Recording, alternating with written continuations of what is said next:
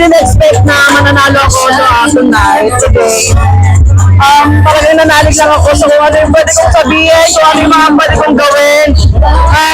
Hindi kasi ako gluten queen, kaya hindi ko kailangan marinig ka kung ano-ano, pero I show my authentic self, and that's really Angel Gala.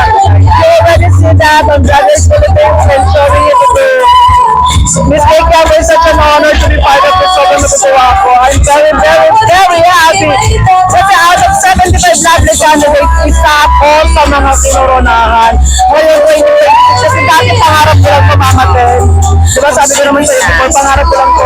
Kasi kung nanalo ko, kaya hindi man ako yung title. Hindi man ako yung expect eh. Ang gusto ko lang talaga makatapak ng plate ng Quiapo.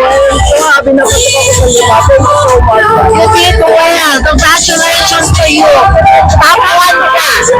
Yes, ako award. Top 1.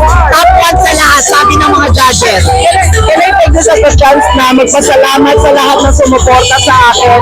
From the designer, Pablo de Torena, Leo Almodal, sa Dadalay Almodal. Thank you so much to the Drag Queens community. Maraming salamat dahil talaga dinayo niyo ako dito kayo talagang mga pagkakaguluhan kayo sa mga ibang tao na naniwala sa akin, sa mga sumuporta po sa akin, sa lahat na naniwala na kaya kong mag-fight. Thank you so much.